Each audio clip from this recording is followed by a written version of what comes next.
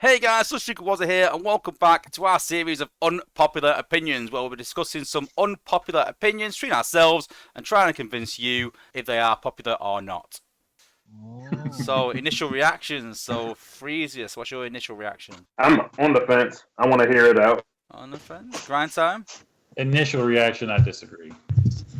Initial reaction, I'm on the fence, and I think I know what he's going to argue the case of, but we'll see. So, we got two on the fence and a disagree. So, go ahead, Tex. Well, we have a level playing field now in terms of G1 cores. We have SA 11s, I'm pretty sure, and they're both hackers. So now it's, what are you taking, the ground hack or the air hack? And I think we've seen the latest blow up in regards to Blade's G1 core. It's basically just an AO core. So we're not really adding much in terms of that. But we look at the Perceptor G1 core. The things that are hacked at a max level, we're talking the G metal, a 36% extra hack damage. And that in itself is crazy because of the amount, like, you're hacking two things for quite a long period of time. Two items versus an area hack. You know, that's up for debate. What's in the area? What is hackable? Yeah. So obviously we're not hacking MDSs. We're not hacking shock towers. So for me, I was always hacking a beam laser or a autocannon and just kept that off my team. Now the G1 core has a even greater secondary effect, and this is what I had Perceptor always on my team versus the Blades. His inbuilt passive liege core. So originally it was the same level or length as a liege level 1, which is 5 seconds hack of effect. So essentially any op bot that would attack my team would bounce off for 5 seconds. And that always helps because I didn't have to carry the liege core on my team to have this effect. It just felt like I'm bringing an extra prime core to my team. Now the G1 core turns that into 13 seconds. I've now legitimately got almost a full prime core liege on attack without bringing the actual core itself. So I'm getting extra hack, I'm getting a liege core, and it's doing its job. That's my argument, basically, in a nutshell. I just think, Perceptor takes over Blades now officially, now that they're all on the level playing field of SA11 and G1 cores are out. So, GT, what do you think of that? I just finished leveling up my Perceptor G1 core. I'm going to go with yeah. Yeah, I think that argument makes great sense. he went to SA11 and I did his G1 core while he was. You were that convinced? You thought, I've got to do this now. Do it. Do it! I was like, wait a minute. Do I have his? I do have his. I'm leveling that thing. Do I have his G1? I definitely see that. Honestly, I hadn't even really looked at it.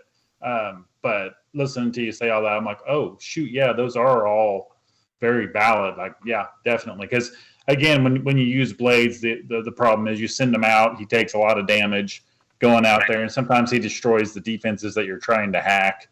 I mean, all that kind of, and then with the built-in, yeah, your argument was just solid. I can't fault it at all. Freezius. Right out the gate, when that batch of G1 cores came out, I remember instantly saying that was my pick of the G1 cores.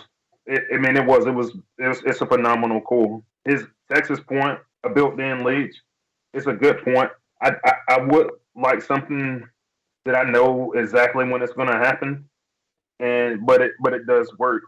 And I think the only place where I'm stuck right now is when we're looking at range. And it depends on the base too. Like, I know against my base, a lot of people are using Dirge and Blades. They're using Blades against mine because that's the only way they can reach the back half of my base during the split level meta. So I think the range factor comes into place, and it depends on what you're using it for. If you're using it sheerly for distraction and not damage, then there are going to be people. But I will say this. Now, I don't know a bunch of people that have been using Bombshell and Perceptor on war teams, but I do know that a lot of people abandoned Blades and Dirge after several reworks and everything else. People were disappointed with the G1 core, and so it does kind of leave me in the spot where I was like, the argument is very compelling. It's very convincing. It really just depends on, to me, depends on what exactly you want. We have this constant kind of back and forth in testing about with the G1 cores. It's like, if you're going to make a G1 core, make it so good that that's what I want to put on my bot. Yeah. I hate seeing whether it's a bot, a core, a combat made, effort put in, and it's a piece of crap. Yeah. It just feels like a wasted time. Gesundheit.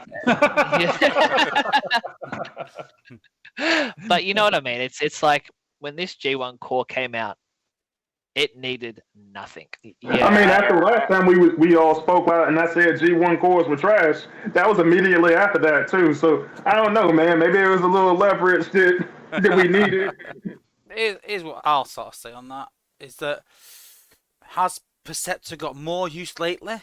Then yeah, definitely, and I can see his appeal definitely. The range factor sort of comes in. What sort of Freezius said. Sometimes I can hack the top section, so if I get a bad split, sometimes I can save that bot by just hacking the top area with blades. That saved me a couple of times in wars, and then if Blaster, especially if Blaster's walked off, then he just takes that HQ out on his own. It's helped me out sometimes. But for me, the biggest factor is the factor that I'm debating dropping B is that Perceptor's that scout that just tends to get killed a bit too easy, and that's what makes it a bit of a liability. That's just combat selection, right? Like even with the combat, it's still sort of get a bit close. If they brought out a scout core that really pushed them back as far as Nightstick, because my understanding is, well, even with Nightstick on B, he still dies more than any other bot, and I'm not sure why that is. Whether it's a range thing, whether it's a scout thing, I don't know. Whether it's a pathing thing because he flips back. I'm not too sure, but I just find B dies a lot. So, whereas Blades will stick rigid to where he is, and I'm not too. It's back to the old argument before combats of why not to equip scouts, because they were getting too close and dying. And I feel like we've gone like a full circle. Like scouts came back to the meta with B sort of thing and things like that. And I find that with this HQ 18.2 or Phase 2, whatever you want to call it, that would be dying too much, then you need sort of them bots that are going to sit back a bit more.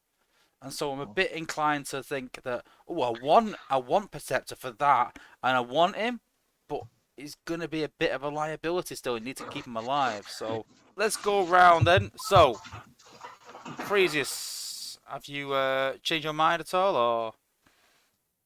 Man, it was really, really close.